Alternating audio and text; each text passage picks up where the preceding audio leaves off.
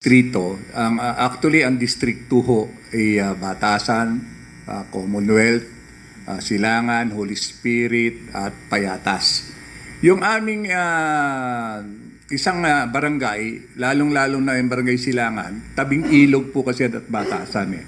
Pero nung after ng Undoy, nagkaroon po ng isang proyekto po dyan, kapanahonan ni Pinoy, pinadredge at nagkaroon ng tinatawag ko nating flood wall. Hanggang Marikina po yan. Yung totoong proyekto noon, napakinabangan po namin.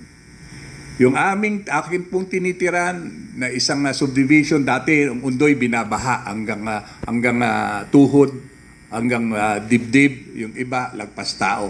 Pero dahil doon sa wall na yon, flood wall na yon, ang ginawa sa Marikina, Batasan hanggang Marikina, na-prevent po yan. Yan po ay isang tunay na proyekto na nakikinabang ang tao dahil noon minimal lang ang korupsyon.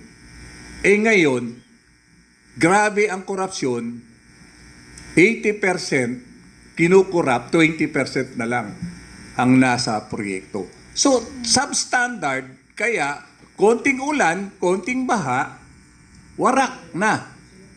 Kaya sa aming distrito, wala akong masyadong problema ron. Pero sa entire Quezon City, sa iba't ibang distrito namin, yung dating hindi binabaha, ngayon ay binabaha.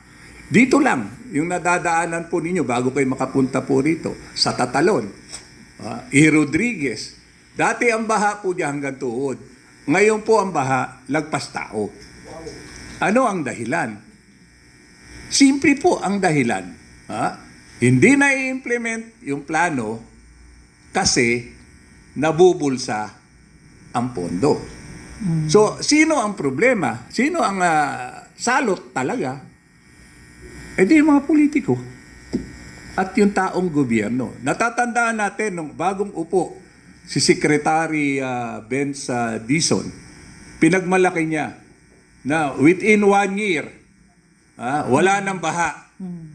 Within 1 year, wala nang GOS. Ngayon, tanong ko sa inyo, nagkatotoo ba? Mas lalong bumaha, yung dating hanggang tuhod, yung Tatalon, yung J. Araneta namin, Barangay Santo Domingo, District 1 na area, Del Monte namin, lagpas tao. Hindi ho problema ang ulan dahil may advanced na po tayong study po dyan. Yan po, isang dekada na sinasabi, may climate change tayo, kaya climate change adaptation nga eh. Resilient nga dapat eh. Yung mga design, resilient. Kaya lang, ang problema, hindi resilient yung mga nagpapapondo nating mga congressman. Bulsa lang ang resilient. Hindi resilient. Sila talaga ang tunay na salot sa aming lugar.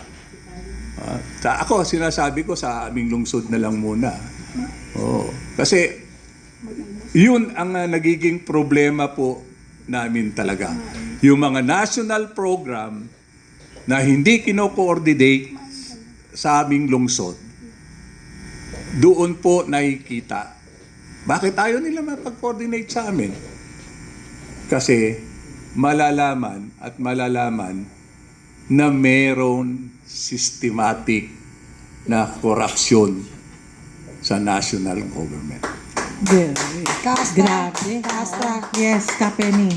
Alam mo, marami na namang magre-react dyan, for sure, yung mga kasama. Kasi ganun lang naman yan eh.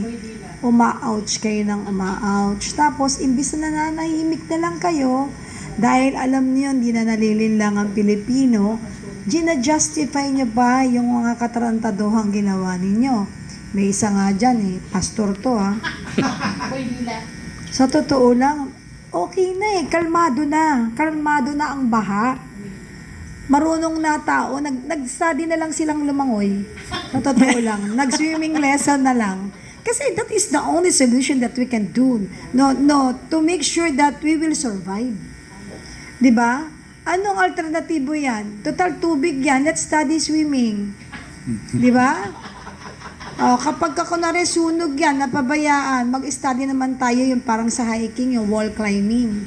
At saka yung how to, maging balanse in times of ganyang mga biglaang pangyayari.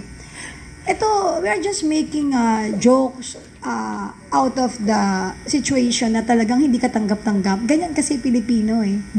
Kahit na sa oras ng sigalot, oras ng gutom, oras ng kalamidad, still, naghahanap pa rin sila ng magpapakalma dahil ayaw nilang iparamdam sa ating mga anak, kapamilya na may fear din sila sa heart.